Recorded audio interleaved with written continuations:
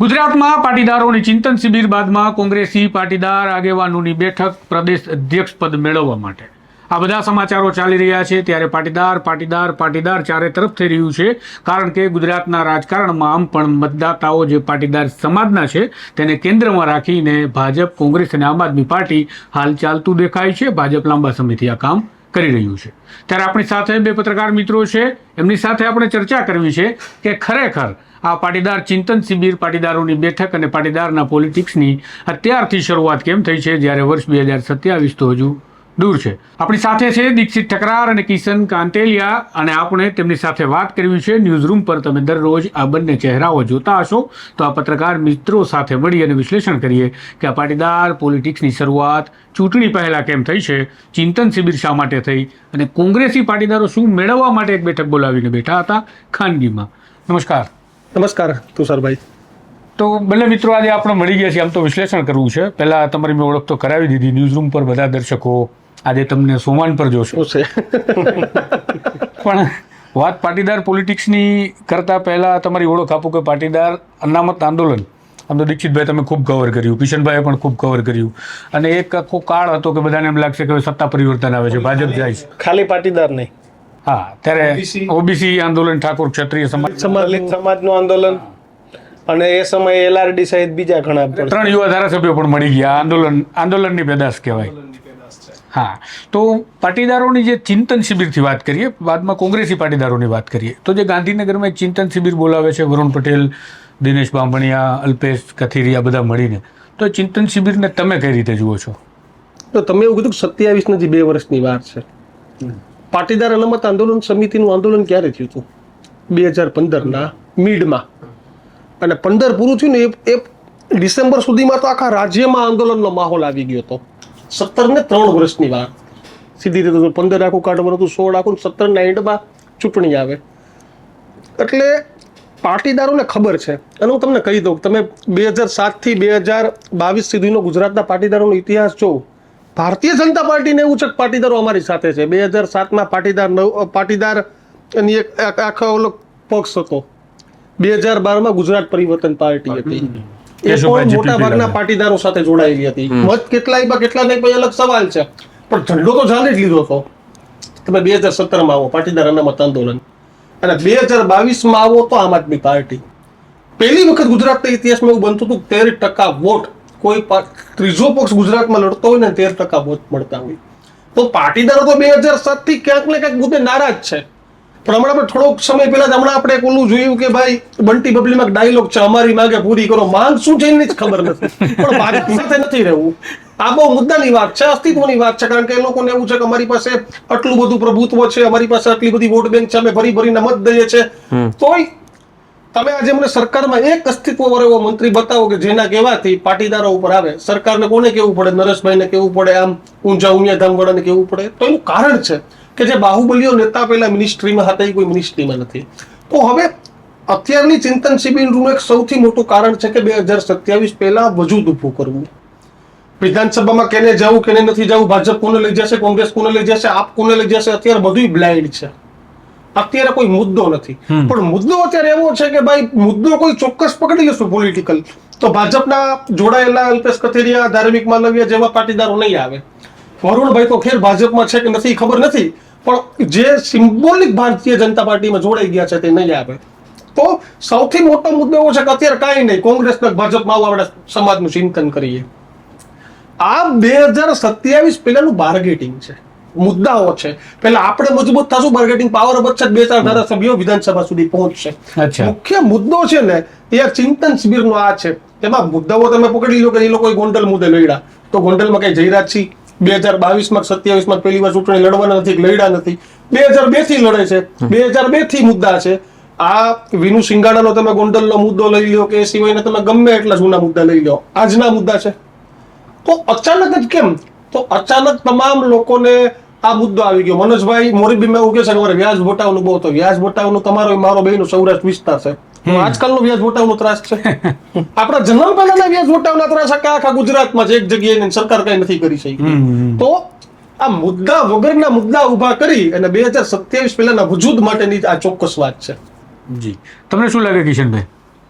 રાજ્યના મુખ્યમંત્રી પટેલ, હમ પૂર્વ મુખ્યમંત્રી આનંદીબેન પટેલ, હમ પૂર્વ પ્રદેશ પ્રમુખ જીતુભાઈ વાઘાણી પટેલ, રાજ્યમાં સૌથી વધુ ધારાસભ્ય માં પટેલનો બીજો નંબર હશે. નહીં, પટેલ જ છે. કદાચ ઠાકોર કોળીને તમે ગણો પણ તો સૌથી વધારે ધારાસભ્ય પટેલ છે. સંસદ સભ્ય પટેલ, જિલ્લા પંચાયતના ઘણા બધા પ્રમુખો પટેલ, તાલુકા પંચાયતના ઘણા બધા પ્રમુખો પટેલ, કોર્પોરેશનની ઘણી બધી જગ્યાએ મેયર કે સ્ટેન્ડિંગ કમિટીના ચેરમેન પટેલ.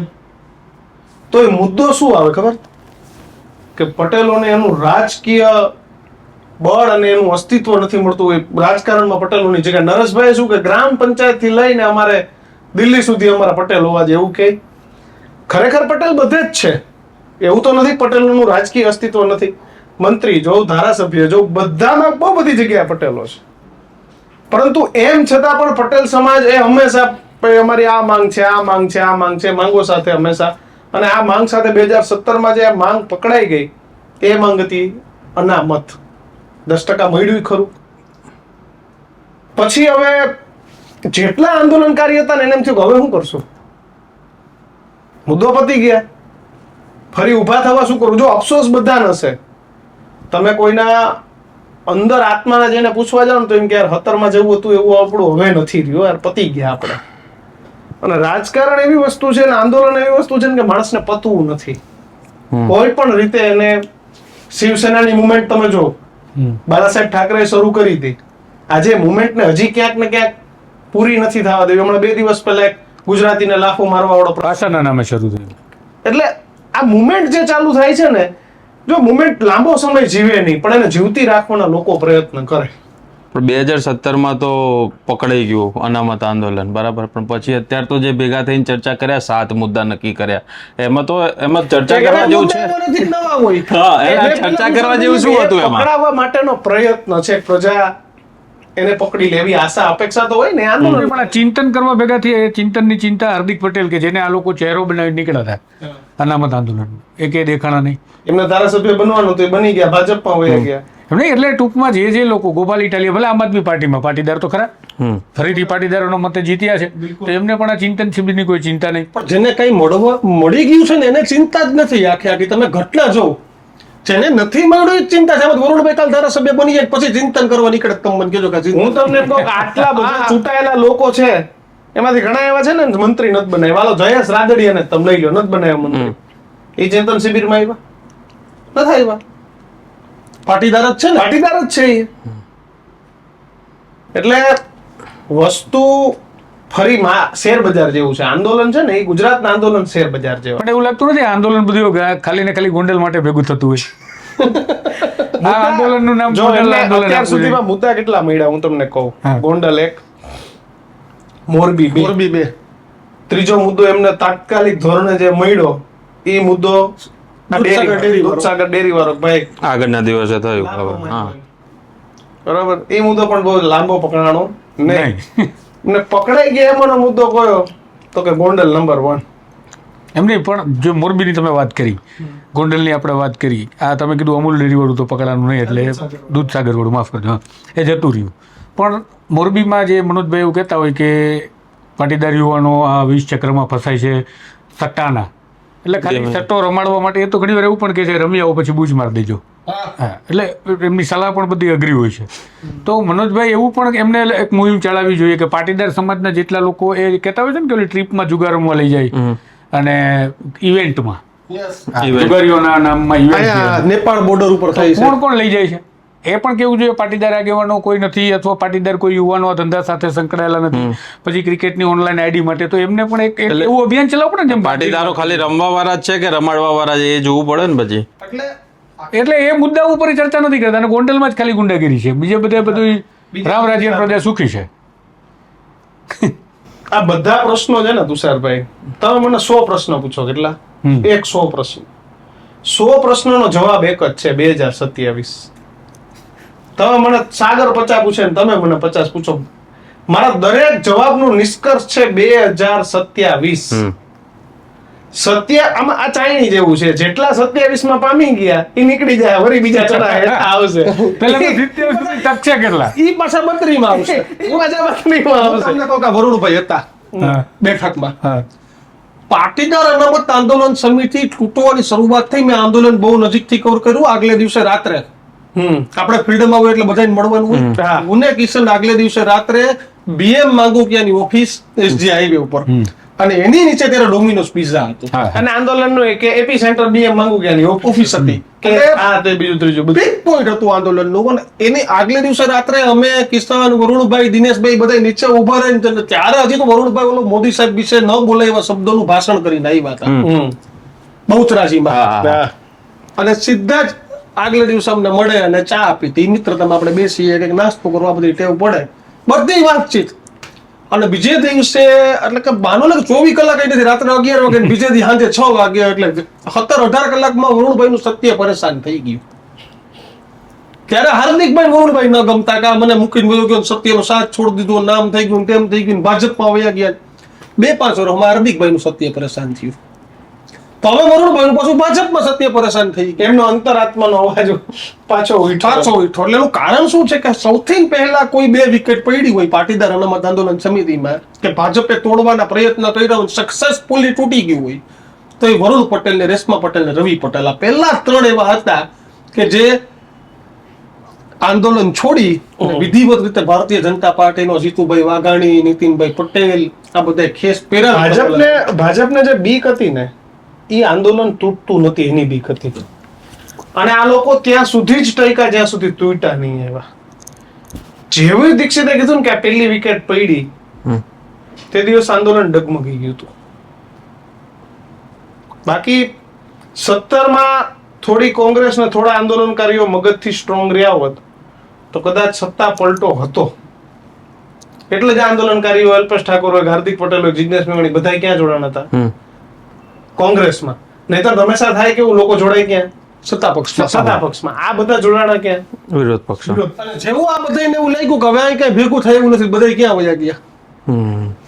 રેલગાડી પકડીને કમલામાં જોઈ ગઈ બધા ની વારા ફરતી વારા.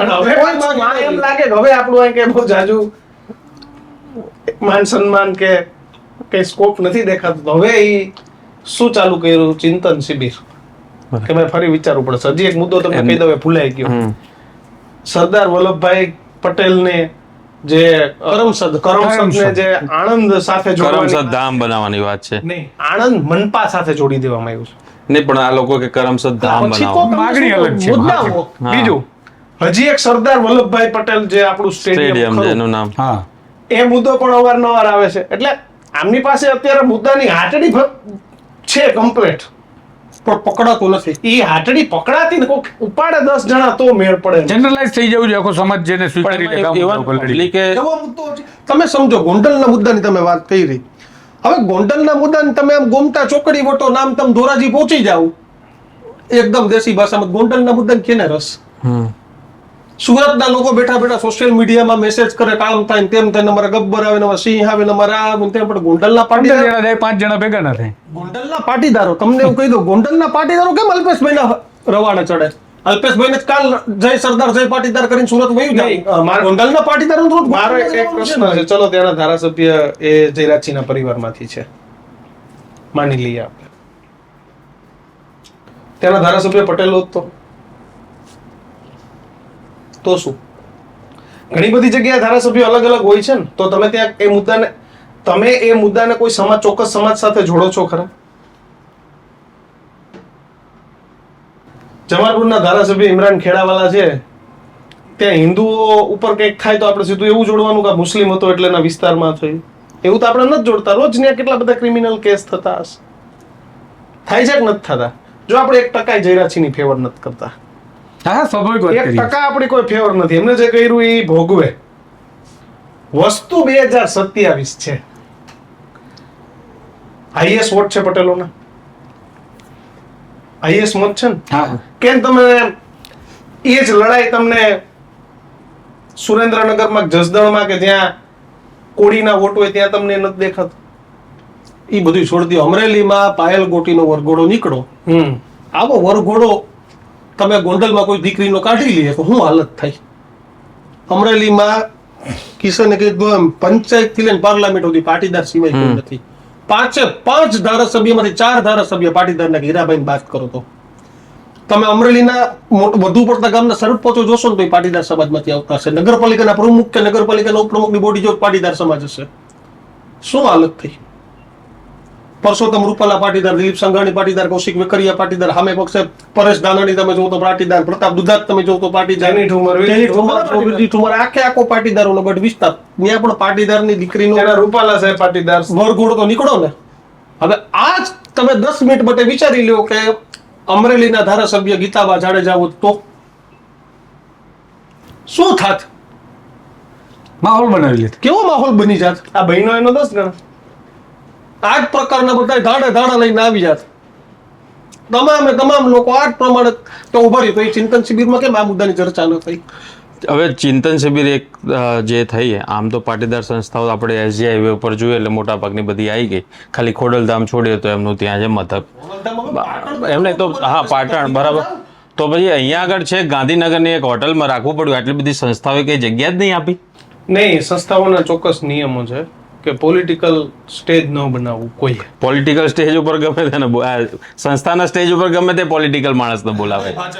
હા ભાજપ જ. હા મેં ક્યારેય બીજા કોઈ પક્ષના 90% કેસમાં નથી જોયું. 5-10% અપવાદ કેસ છે, પણ 90% તમે ભારતીય જનતા પાર્ટી બને ત્યાં સુધી સંસ્થાઓ આ બધી મુવમેન્ટ થી દૂર રહેતી હોય છે. હવે કોંગ્રેસના પાટીદારો પાછામાં પાટીદારો ભાજપના કોંગ્રેસના હોય તો કોંગ્રેસના પાટીદારોની ચિંતન શિબિર જે થઈ હતી દીક્ષિતભાઈ એ પહેલી તારીખે, અને એમાં તો વીરજીભાઈ બધા એક ખાલી મેં પહેલા કીધું એમ કે પરેશ દાનાણી મારા ધ્યાનમાં નથી આવ્યા. અને એ લોકોને એવો મેસેજ હતો કે પરેશભાઈને પારિવારિક હોસ્પિટલનું કામ એટલે સુરત ગયા હતા, પણ પરેશ દાનાણી સિવાય બધા હાજર. આમથી પરેશભાઈની એન્ટ્રી લેટ હોય છે. પાયલ ગોટી પ્રકરણમાં પણ પરેશ દાનાણીની એન્ટ્રી લેટ હતી. એ આવી બધા વિવાદોથી દૂર રહેતા હોય છે. પણ એમનું સમર્થન હોય જો. હા, કવિતા સાથે નહીં એમનું એ બોલે નહીં ઓકે, પણ એનું સમર્થન 100%. પણ તમને 1% એવું છે કે આ બેઠક પાટીદાર પ્રમુખ બનાવવા માટેની હતી? તમને એવું લાગે કોંગ્રેસ અધ્યક્ષમાં પાટીદાર ચહેરો લાવવો એ પ્રકારની વાત છે, એમનું એવું કેવું છે? તમને એવું લાગે? ના, મને તો નથી લાગતું. 1% પાટીદાર પ્રમુખ બનાવવા માટેની ચર્ચા નથી. આપણો નડતો માણસ પ્રમુખમાં ના આવે ને એના માટે ભેગા થઈ જાવ. મારે કિશનને પ્રમુખ નથી બનવા દેવો તો મારે તો એવું કેવું પડે કે આ સાગરભાઈ બનાવો કે તુષારભાઈ બનાવો, બે સુવાળા છે. મારે કિશનને બનવા જ એમને નથી. ઓપ્શન આપ્યો કે અમારામાંથી તમે આને બનાવો, પણ આને નહીં તો ઓલામાંથી તમે આને જ બનાવો, આ બીજા કોઈને નહીં. તો પાટીદારોએ કયો ઓપ્શન આપ્યો? કયા ચહેરા નામ આપ્યું? પાટીદાર લલિત કગથરા ઓપ્શન આપ્યો. વીરજી ઠુમર આપ્યા. એકમાત્ર એક લલિત કગથરા ઓપ્શન માં લલિત કગથરાને પ્રમુખ બનાવવાનું. બીજું તમારે ન બનાવવું હોય તો અમારા પછીનો મોટામાં મોટો સમાજ છે તે ઠાકોર સમાજ છે ગુજરાતનો, કોળી ઠાકોર. અને એક ફાયર બ્રાન્ડ હવે નેતા છે હમ ખાવાના ઉત્તર ગુજરાતમાં જે ચૂંટાયેલા હોય એ ગેનીબેન, જેના પર મત મળી શકે. જેના પર મત મળી શકે તો તમે ગેનીબેનને પ્રમુખ બનાવો. આ બે જ નામની ચર્ચાઓ થઈ, પણ મેં તમને કીધું એમ કે મેં તુષારભાઈનું નામ છે ને કિશનભાઈ ન બનાવવા માટે મૂક્યું, પણ તમે સાગરભાઈ બનાવતા હોય ને તો મને વાંધો નથી. પણ આ બેઠકના મુખ્ય ઠુમર પરિવાર, સાચું? વીરજી ઠુમરનો પરિવાર. એમાં આ બેઠકના મુખ્ય બે કાકા હતા. અચ્છા. વીરજી કાકા તો હતા જ, પણ બે લલિત કાકા હતા. કે બે લલિત કાકા હોય, પ્રતાપ દુધાત હોય, આ બધાને ગંભીરતા હતી. જો એ ટેકનિકલી કે પોલિટિકલી બહુ શાર્પ છે બધા જ. એ લોકોને ખબર છે કે એવા કોઈ વ્યક્તિ કોંગ્રેસના પ્રદેશ અધ્યક્ષ બની જશે ને તો અમને મત નહીં મળે. એના ગણિત પ્રમાણે એકદમ સાચા હતા. લલિત કગથરાને પણ ખબર હતી કે મારે ત્યાં મેજોરિટી વોટ બેંક પટેલોની છે. લલિત વસોઈને પણ ખબર હતી કે પટેલોની છે. પ્રતાપ દુધાતને પણ ખબર છે કે પટેલોની વોટ બેંક છે. હવે આ વોટ બેંક અમારામાં રાખવી હશે તો અમારે આ ભાઈને તો પ્રમુખ નહીં જ બનવા દેવાના, કે આ ભાઈ તો પ્રમુખ ના જ બનવા જોઈએ. કારણ કે થાય કેવું ખબર, જો ચૂંટણી આવે એટલે કે બદામ થિયરી. તમને ખબર છે ચૂંટણી પછી પટેલ નેતાઓએ 2022 ની ચૂંટણી પછી ફરિયાદો કરી કે આ બદામ થિયરી આ બદામ થિયરી અમને નથી જીતવા દીધા. એટલે આ વખતે બહુ ક્લિયર છે પટેલ નેતાઓ, ભાઈ તમારે ભાષણની મર્યાદા, હા તમે તમારા વિસ્તારમાં અંદર ખાને જે હલાવું હલાવો, પણ તમારા ઉત્તર ગુજરાતના ભાષણો અમને સૌરાષ્ટ્રમાં નડવા ન જોઈએ, ધબધબાવી દે. એ ધંધો હવે નથી કરવો અમારે. બકાયદા છેલ્લી વિધાનસભાની ચૂંટણી પછી જે રિપોર્ટ થયા ઉપર, એમાં બકાયદા કોંગ્રેસના પાટીદાર નેતાઓએ લખીને AICC નું ધ્યાન દોર્યું છે કે આ બધું કરવાથી અમને અમારા સુવર્ણ પટેલો વોટ નથી આપતા. એટલે આમને આ વખતે ભાઈ તમે જેનરલી પોલાઇટ માણસ હોવો જોઈએ કે જે આ પ્રકારના ભાષણ આમને એમ કે હવે ભાઈ હારવું જ છે, ફના ફાતિયા થવાના છે, તો આપણે આ ઠોકો, કમસે કમ આપણા ગઢો તો હચવાઈ જશે. એટલે આ વખતે સ્પષ્ટ આ પ્રકારની રણનીતિ પટેલોની છે કે અમે તમને હેરાન નહીં કરીએ, તમે પણ અમે જીતવા જોઈએ, તમે જે બધા જીતશું તો અહીં સરકારમાં વિપક્ષમાં આપણું કોઈ ખાંભળશે. બધાની માંગ એ પટેલ માટેની નથી કે ભાઈ પટેલ જ બનાવો તમે, પણ સામે પણ આ કે આ નહીં, આને જ બનાવો એવી વાત બે ના બતાય. ગેનીબેન ને લલિતભાઈ સર્વસંમતિથી, વિરજીભાઈ મોભીભાઈ ના વિરજીભાઈએ સીધો પત્ર લખ્યો, કારણ કે પૂર્વ સાંસદ છે, દિગ્ગજ છે, વર્ષોથી ભાજપ હારે જોડાયેલા, મૂળિયા ઊંડા, અને વિરજીભાઈ રાહુલ ગાંધી પાસે સમય માંગ્યો. પણ આની વચ્ચે તમને એક ઘટના ખબર પડી? વિમલ ચુડાસમા એકલા જઈને મળી આવ્યો. તમે ગમે બેઠક કરવી હોય, સૌરાષ્ટ્રના એકમાત્ર ધારાસભ્ય એ એકલા જઈને મળી આવ્યો. એને શું કીધું? કોડીને પ્રમુખ બનાવો, કોળી ઠાકોરને બનાવો. અને તો ઈ પૂરું નથી. શૈલેષભાઈ નિયમિત છે રીતે જઈને મળી આવ્યા. ઈ ફોટો પાછો નેશનલ કોંગ્રેસ ઇન્સ્ટાગ્રામ ઉપર મૂક્યો, ટ્વીટ કર્યું, બધી આ ઘટનાઓ થઈ. એટલે તમને આ જોતા એવું લાગે કે આમ કેમ તમે સરકાર બનાવવાની 30 વર્ષથી કેમ દૂર છે ને, એમાં સૌથી મોટું આ ઘણા બધા જિલ્લા પ્રમુખના નામ આવ્યા, જિલ્લા પ્રમુખના નામ, એમ તમે ઘણા નામ તો જો. અમદાવાદ જેવું શહેર અને આ કોંગ્રેસના પ્રમુખ સરદાર સાહેબ હતા યાર. અને ઈ અહીંયા આપણે જે જૂનું કોંગ્રેસ કાર્યાલય છે આજે પણ લાલ દરવાજા પાસે, એ ઐતિહાસિક જગ્યા પરથી આ કોંગ્રેસ ચાલતી. પણ હવે અને આજે તમને ખબર છે અમદાવાદ શહેરના પ્રમુખ કોણ આવ્યા? તમને ખબર છે? ખબર છે તમને? નથી ખબર? કેમ નહીં ખબર? પણ આમાં મોટા ભાગના જેમણે વિધાનસભામાં ડિપોઝિટના કાંઠા અડાડ્યા એમને 5 વિધાનસભાની જવાબદારી આપી, એટલે કે એક જિલ્લો આપી દીધો. આજે સવારે હું આ બધું જોતો હતો ત્યારે મારે ધ્યાન કરાયું, મોટા ભાગના એવા છે. એમાં બીજું કે આ પાટીદારોની જે ગુપ્ત બેઠકની આપણે જે ચર્ચા કરીએ એમાં લગભગ 2 કે 3 જિલ્લા નવા કોંગ્રેસના જિલ્લા પ્રમુખો જે પાટીદાર બન્યા છે, એના સિવાયના તમામ હતા. ભાજપ છે, ખાલી કોંગ્રેસના પ્રદેશ અધ્યક્ષ તો બદલવાના નથી. શક્તિસિંહ તો વધુ વચ્ચે મૂકીને ગયા લોકોએ બેઠક કરી. CR પાટીલ તો વડાવતી કે એક બંધ છૂટો કરો, કેમ કોઈ બેઠક નથી કરતું? ભાજપના પાટીદારો સત્ય પરેશાન નથી થતું? કેમ જયેશભાઈ આવીને એવી આગેવાની નથી લેતા કે ભાઈ તમે હવે? પણ તો એમાં એવું દીક્ષિતભાઈ સાંભળતું હોય ત્યાં કહેવાનું હોય ને, ત્યાં કદાચ કોઈ બેઠક બોલાવે એના કરતા એવી હિંમત પણ હોવી જોઈએ ને. મળી ગયું છે એમાં મજા કરો, જે છે સાચવી રાખ. હમણાં અવાજ ઉઠાવવા જાવ. મેં તમને પહેલા કીધું કે ભાઈ આવડો મોટો સમાજ, આવડો ભણેલો ગણેલો સમાજ, સમૃદ્ધ સમાજ, મુખ્યમંત્રીથી લઈને પંચાયત સુધી એમનો દબદબો હોવો જોઈએ ભાઈ. કારણ કે એમની પાસે એમની સંખ્યા છે, એમની પાસે એમની સુવિધાઓ છે, બિઝનેસ છે, ધંધાઓ હોવું જ જોઈએ. પણ ઈ છે એમાંથી કેમ કોઈનો અંતરાત્મા નથી જાગતો? મુખ્યમંત્રીથી લઈને કેમ કોઈનો અંતરાત્મા નથી જાગતો? આ લોકોનો જ કેમ જાગે છે? કેમ કે આમને હજી મળ્યું નથી. આખી વાત મેળવવા માટેની છે ભાઈ, મળી જશે એટલે વાર્તા પૂરી. અંતરાત્મા કઈ લેવા દેવા નથી. પણ હું કહું જ છું, હાર્દિક પટેલનો અંતરાત્મા આવી ગયા જઈ ગયો ભાઈ, મળી ભાઈ જાય શાંતિ. ગોપાલભાઈ નો થોડોક ટાઈમ જાગશે, કારણ કે આમ આદમી પાર્ટીમાં છે, વિપક્ષમાં છે. કેમ જયેશભાઈ નો નથી જાગતો? આપણા રાજ્યના મુખ્યમંત્રી પાટીદાર છે. હું તમને એમ કહું કે આ ચિંતન શિબિરમાંથી કોઈ પણ માણસ એ મંત્રી કે મુખ્યમંત્રી બની જાય તો શું સમસ્યાઓનો હલ થઈ જશે? થઈ જશે? ના થાય. અત્યારે એમને ચિંતન શિબિર દેખાય, કાલ ઈ જ માં બેઠા હોય સામે, અને પછી આ કોઈ ચિંતન કરવા ભેગા થયા હોય તો એમને ગમે ખરું? આજ હાર્દિકભાઈએ પાક વીમો તાત્કાલિક જાહેર કરો અને ખેડૂતોના મુદ્દે ઉપવાસ આંદોલન 20 દિના કર્યા હતા, 20 દિવસ, બરાબર છે. આજુ ખેડૂતોની સમસ્યા હલ થઈ ગઈ. એ વિરમગામના મળી ગયો. ખેડૂતો છે ને વિરમગામમાં. આ તો હવે એગ્રીકલ્ચર થોડું ઘણું ઇન્ડસ્ટ્રી બધી આવી, બાકી તો 75-70% ખેડૂતો છે ને. ખેડૂતો અલ્પેશભાઈ એવું કહેતા હતા ખુલીને કે ભાઈ હું દારૂબંધીનો વિરોધી છું. આ દારૂની છૂટ જ ગિફ્ટ સિટીમાં મળી ગઈ ભાઈ. દારૂની છૂટ જ ગિફ્ટ સિટીમાં મળી ગઈ. આ બધા પેકેજ શું માંગતા ખબર તમને? તમે સાંભળ્યા છે એમના આંદોલનના ભાષણ? 5,000 કરોડ રૂપિયા આપવામાં આવે. કેટલા?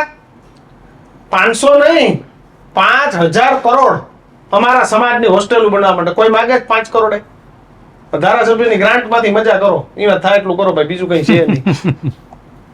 એટલે અને ઈ આંદોલન ચિંતન શિબિરો કરતા હોય ને તેથી તમને માગવાની, આંકડાની, બોલવાની અને બધી જ છૂટ છે. બધી ચિંતન શિબિરોમાં પેલા 14 જણાની વાતો તો જે જતા રહ્યા એમને તો કોઈ કરવા તૈયાર જ નથી. બધા મુદ્દા છે, નામ બદલી દેવું છે, આ કરવું તે કરવું, અને એ કહીએ એટલે મોતિયા મરી જ જાય પાછા તરત. એક પછી આમ આદમી પાર્ટીની તમે વાત કરી તો કે આમ આદમી પાર્ટીની પણ એક હવે એવી તૈયારી ચાલે છે કે એડવાન્સમાં એ લોકો ટિકિટના કમિટમેન્ટ આપવાના છે. 100 જેટલી ટિકિટો એ 2026 ડિસેમ્બરના એન્ડ સુધીમાં 100 એટલે જેટલી એ લોકોએ તૈયારી એવી શરૂ કરી છે કે પહેલા પાવર બતાવો બધી વિધાનસભા વાઇઝ, અને તમારી એબિલિટી પુરવાર થતી હોય હા, તો તો તમને કમિટમેન્ટના ક્રાઇટેરિયામાં 26 લેવામાં ડિસેમ્બર સુધીમાં 100 જેટલી ટિકિટો નક્કી એટલે કરવાની હા, વાત છે. અને પાછું એ ચિંતન શિબિરની અંદર એક મુદ્દો જોઈએ તો આપણે બધાની વાત કરીએ તો આમ આદમી પાર્ટીની પણ કરવી પડે.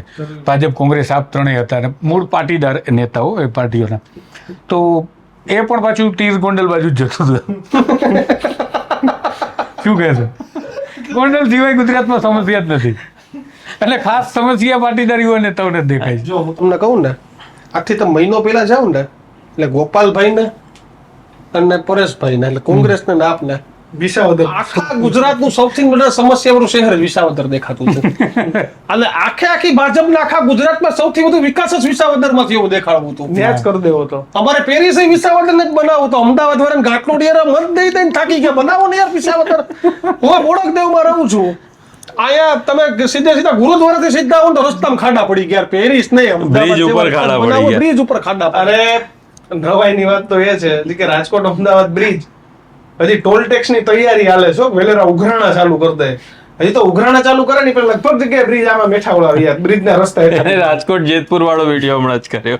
ગોંડલમાં તો તકલીફ છે, આ બધા ત્યાં સુધી પહોંચવામાં હાઈવે ખાડા છે. તો જાય છે તો બધા કારમાં ને. તો એટલે હમણાં તમને જોરદાર વાત કહું, એટલે લોકોએ આપણે પત્રકારોને કેવા જજ કરવા માંડ્યા, હજી વિસાવદરનું કાઉન્ટિંગ નતું થયું. 19 તારીખે ચૂંટણી પૂરી થઈને 20 તારીખે એક જણાએ ફેસબુક ઉપર પોસ્ટ લખી, મને ટેગ કરીને કે હાલો હવે દીક્ષિતભાઈ કિશનભાઈ ગોંડલ કેદી જાવું. એટલે મેં નીચે કોમેન્ટ કરી ભાઈ 23 તારીખ સુધી કોઈ રહેવા દે, પછી વાયા જેતપુર ગયા જાવું.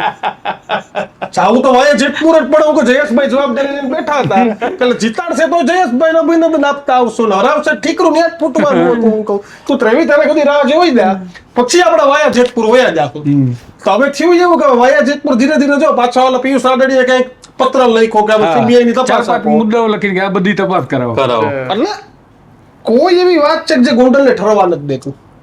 પણ ગોંડલ ગરમ કેવું થયું છે ખબર દીક્ષિતભાઈ? આપણે હમણાં હું આમાં ટાઇટલ લખીશ કે 2 પત્રકારે ગોંડલ મામલે કર્યો ભડાકો, તો ચાલશે. 5 લાખ વ્યૂ આવે. બાકી તમારે તમે એવું કહો કે ભાઈ આ સાંપ્રત પરિસ્થિતિને લઈને ચર્ચા કરી 580 વ્યૂ આવે. 581 આપણે ગોતવા જાવ, આપણે કેમ જોતા નથી માણસો યાર? સ્ટાફ વાળા ના જો. આ staff વાળા તમારી ઓફિસ વાળા એવું કહી દે કે ભાઈ નથી જોવા અમારે. એટલે કેમ? ગોંડલનો એક માહોલ રહેવાનો એટલે છે. ગોંડલનો એક માહોલ એવો જબરજસ્ત રીતે ગરમાઈ ગયો છે કે લોકોને ગોંડલ આવે ને એટલે એવું થઈ જાય કે ભાઈ અમારે આમ કરવું છે ને અમારે તેમ કરવું છે ને અમારે ફલાણું કરવું છે ને અરે ક્યાંય બેઠા બેઠા સોશિયલ મીડિયામાં પોસ્ટ ને કોમેન્ટ ને બધું આવ્યા રાખે. લોકો તમને જજ કરે ને. હું તમને કહું કે મારે કોંગ્રેસ હોય કે ભાજપ હોય, આપણે પત્રકાર છે, આપણે જેટલું જ વિપક્ષને બતાવીએ એટલું પક્ષને બતાવવાનું. હવે તમે ગોપાલભાઈ ઇટાલિયાનું કિશનભાઈ ગાડીમાં આમ બેહીને ઇન્ટરવ્યુ કર્યું ને તો એ લોકોએ જોયું. ઓકે, કિશનભાઈ પરેશભાઈ ધાનાણીનું ખુરશી પર બેહીને ઇન્ટરવ્યુ કર્યું તો જોયું. હવે જો હર્ષ સંઘવી વાળે ઇન્ટરવ્યુ કરીને મૂક્યું ને તો તમે વેચાઈ ગયા. પડી ગયા બોલો ન્યૂઝ રૂમ ગુજરાત પડી એટલે એનો મતલબ એવો છે કે અમારે સરકારને પ્રશ્ન જ નહીં પૂછવાના. અચ્છા, ન્યાય એ પ્રકારના સવાલો હતા કે ભાઈ તમારી પાસે પ્લાન શું છે, આ શું છે, પણ લોકોની માનસિકતા જ એક એવી ટેવાઈ ગઈ છે કે ભાઈ અમને જ અમારે આ જ જોવું છે. નહીં, એ તો પછી તમે ગોપાલભાઈ ને તમે પ્રશ્ન પૂછો તો અંદર કોમેન્ટ કરવા વાળા એવું લખે કે તમારી ત્રેવડ છે આર્ટ્સભાઈ પૂછવાની. પાછી એવી કોમેન્ટ હતી કે આ કિશનના ઇન્ટરવ્યુમાં મેં જોઈ, એવી કોમેન્ટ હતી કે આ તો પડીકું લઈને સવાલ પૂછે છે. હવે ભાઈ સવાલ પત્રકારનું કામ સવાલ પૂછવાનું છે.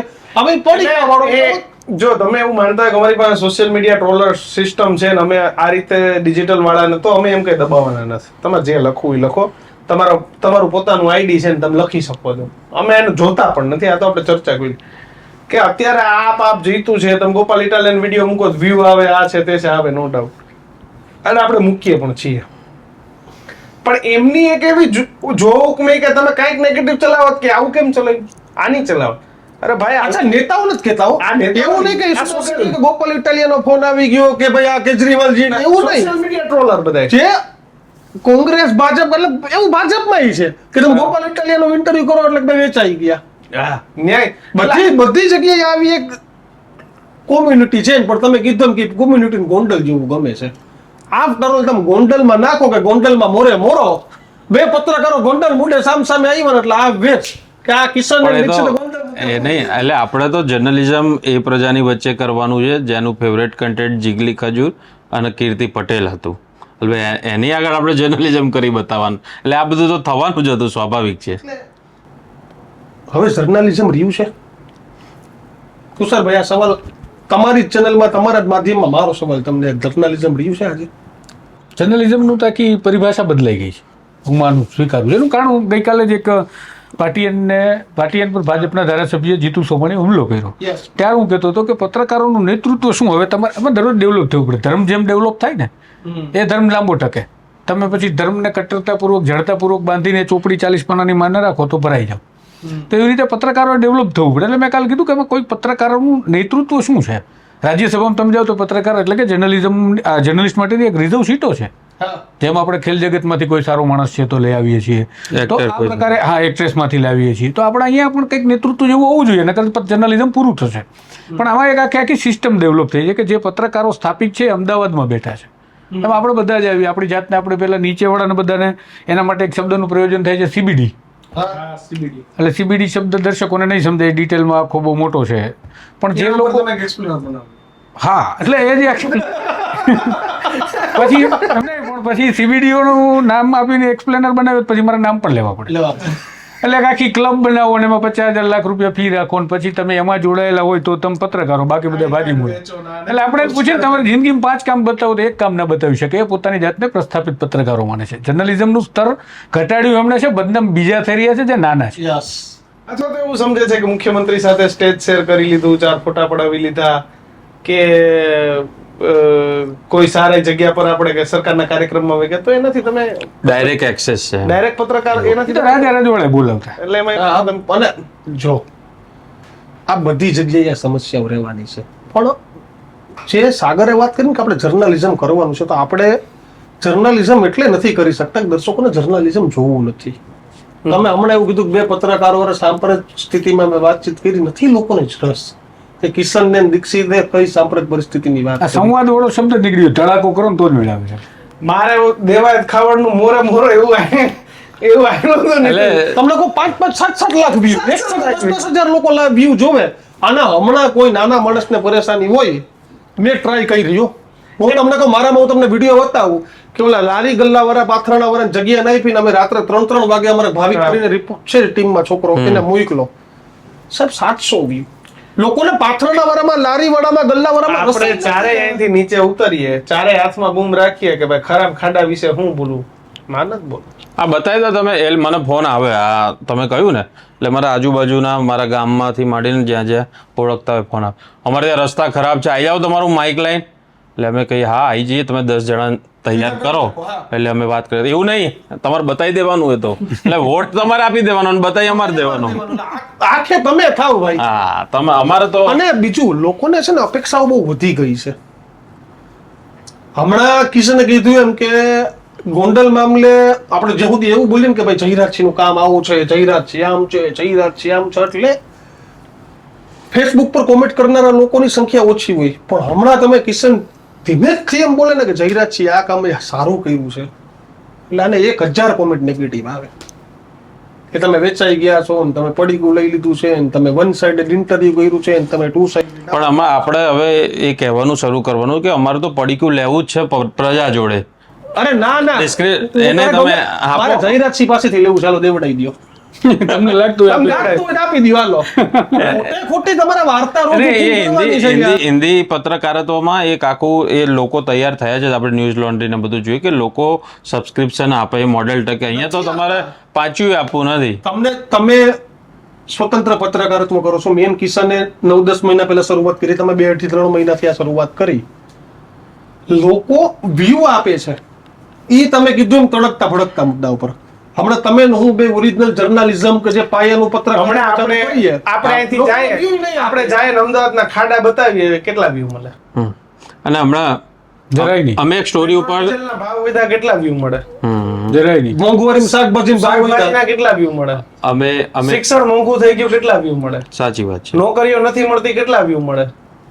અને ગોંડલ ઉપર તમે એકલા હો, તમે એકલા 4 મિનિટ સાગર કેમેરો ચાલુ કરી દઈએ તમે એકલા બોલવાનું ચાલુ કરી દો કે આમ નહીં નામ થયું છે, ઓછામાં તો 10,000 ની હું ગેરંટી દઉં, એનાથી વધી જાય નવાઈ નહીં.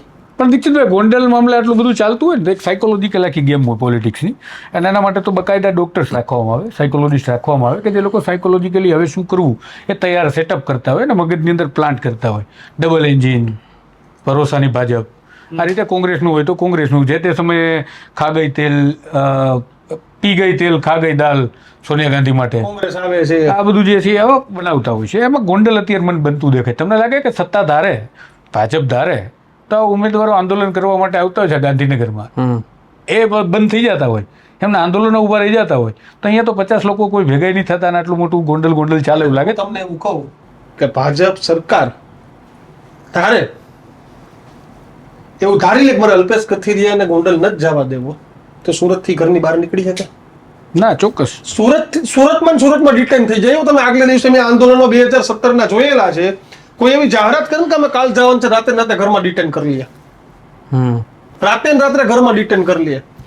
આ તો અલ્પેશ કથિરિયાને પોલીસ પ્રોટેક્શન સાથે ગોંડલમાં જવા દેવામાં આવ્યા, એટલે પોલીસ જ એવું એકદમ બબાલ કરો. ઇટ મીન્સ પોલીસની હાજરીમાં ગાડીના કાચ XYZ, કા તમે અલ્પેશ કથિરિયાના સમર્થક હોય તો વિડાવું સમજી લો, કા જયરાજસિંહના કે ગણેશના સમર્થક હોય તો વિડાવું સમજી લો, પણ કાચ તો તૂટ્યા, સામસામા તો આવ્યા. આ લોકો એવું કહેતા હતા કે અમે તો સાબિત કરવા ગયા ગુંડાગર્દી છે, એમ સાબિત કરી દીધું. પણ આપણે સાબિત કરનારા કોણ, અથવા તો આપણે ગુંડાગર્દી કરનારા કોણ?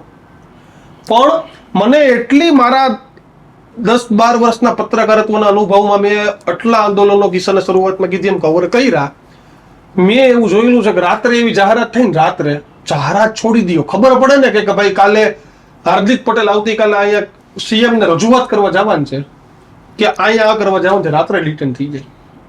અચ્છા, એમ નહીં, આ તો તમે અત્યારનો પ્રશ્ન પૂછ્યો. 15-16 જે આંદોલન આ શરૂ થયું એના પડદા પાછળના ખેલાડીઓ તો ક્યારેક ગોતી આવજો કોણ હતા. પટેલ પછી OBC આંદોલન કેમ શરૂ થયું, જિગ્નેશ મેવાણી કેમ શરૂ થયું, બી તો વિચારે નવરા થઈ ગયા ને હવે. એમ નહીં, 17માં આ બધી વસ્તુ એમને GMDC નું ગ્રાઉન્ડ એમને મળી જાય ભાડેભાઈ, એમને મળી જાય. ટોલ ટેક્સ આવવાની વ્યવસ્થાઓ એમને થઈ જાય ભાઈ, બસો એમને મૂકાઈ જાય. ટોલ ટેક્સ ન લે ભાઈ કોઈ, તમારો આખા ગુજરાતમાં ગમે નથી આવા બીજાવાનું. એટલે આની અંદર દરેક આંદોલનની પાછળ કોક હોય છે ભાઈ. અને મને તો અત્યાર સુધીના પત્રકારોએ જે લોકોએ કીધું ને, એટલે એ લોકો ગુજરાતી એમ કહે કે ભાઈ પાટીદાર CM આવે ને એટલે પાડવાવાળા પાટીદારના છોકરાઓ આવે આંદોલન. એ ચિમનભાઈ પટેલ થી ઉદાહરણ આપ્યું, આનંદીબેન પટેલ આવ્યા, અને પછી ભૂપેન્દ્રભાઈમાં કે ભૂપેન્દ્રભાઈ CM બન્યા, વરુણભાઈ નું સત્ય ઓપરેશન વિજય રૂપાણી વખતે નતું થતું, એવું મને એને ઉદાહરણ આપ્યું. પણ ભૂપેન્દ્ર પટેલ વખતે સત્ય ઓપરેશન થયું. અપેક્ષાઓ વધે ને, અને અપેક્ષાઓ પૂરી ન થાય. અપેક્ષાઓ પૂરી ન થાય, તમને રાજકીય મહત્વકાંક્ષા જાગે, કારણ કે 2017 પછી 2022માં તો આ લોકોને માર્કેટમાં લોસ થવાનો સમય જ ન મળ્યો.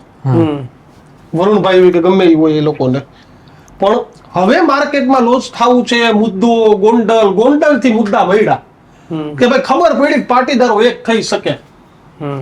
કલ્પેશ કથિરિયાની ગાડીનો કાટ તૂટ્યો એટલે બધાએ લખ્યું, બધાના ફોન આવ્યા, આ આવ્યું તે આવ્યું, એટલે ખબર પડી પાટીદારો એક થઈ શકે. હવે ગોંડલ મુદ્દે ભેગા થાય ને તો માથાકૂટ થાય, તો એવું થાય કે આ લોકોનો એજન્ડા ગોંડલનો ધારાસભ્ય, એટલે આ લોકો નવું લઈ વ્યાજ વટાવનો મુદ્દો નાખો. હાર દૂધસાગર ડેરીનો ભલે કાલનો જ મુદ્દો આવવા દો, કરમસદ વડું લઈ લ્યો. કેમ સરદાર વલ્લભભાઈ પટેલ તમને આટલા સમયથી કરમસદનો મુદ્દો અલગ યાદ નથી? મને યાદ છે એક આખું ત્યાં ટીમ વળીને કામ કરે છે, મોટી મોટી ઉંમરના લોકો, નામ તો કોઈ નથી પરિચિત. એક વખત આંદોલનકારી ત્યાં જઈને મળવા કોઈ નહીં ગયા. એટલે મુદ્દો બીજો કઈ નથી ભાઈ, મુદ્દો એક જ છે, 2027 મિશન 27. કોઈ મુદ્દો છે નહીં. તમને મળી ગયું ને અમને મળી જાય એની રાહ છે બસ. ઠીક છે, તો 2027 સુધી આ મુદ્દાઓ ચાલતા રહેશે એવું અમારા બંને પત્રકાર મિત્રોને લાગે છે, અને મૂળ જ 2027 છે. એમનું વિશ્લેષણ એવું કહે છે કે બધું જ 2027 માટે ચાલે છે. પાટીદાર ચિંતન શિબિર હોય, પાટીદારોની બેઠક હોય કે પાટીદારોની ગુપ્ત કોંગ્રેસી પાટીદારોની મિટિંગ, અને તમામ દિશા એક તરફ જઈ રહી છે ગોંડલ તરફ. તમને પણ ગોંડલ ગમે છે, આ નેતાઓને પણ ગોંડલ ગમે છે. 2027ને કોણ કોણ ગમે છે તો 2027 કહે છે. શું કહ્યું સાગર? બાકી અમે તો આવી રીતે પત્રકાર બધા બેઠકો કરતા રહીશું. ચિંતન શિબિર નથી કરતા, અમે તો બેઠક કરીએ છીએ અને ચર્ચા કરીએ છીએ. તમારી અને સામે જ બાજુ કરીએ. કેમેરા મૂકીને કરીએ છીએ, એટલે એ તો બધા તમે જોઈ શકશો. તો અમે આશા રાખીએ કે આ ચર્ચા તમને પસંદ આવી હશે. આવી અનેક ચર્ચાઓ અમે કરતા રહીશું અને તમારા સુધી પહોંચાડતા રહીશું. અને સોમાનને સબસ્ક્રાઇબ કરવાનું ભૂલતા નહીં. જલ્દીથી 50,000 સબસ્ક્રાઇબર થઈ રહ્યા છે, તો સબસ્ક્રાઇબ પણ કરતા જજો. નમસ્કાર. નમસ્કાર. Thank you.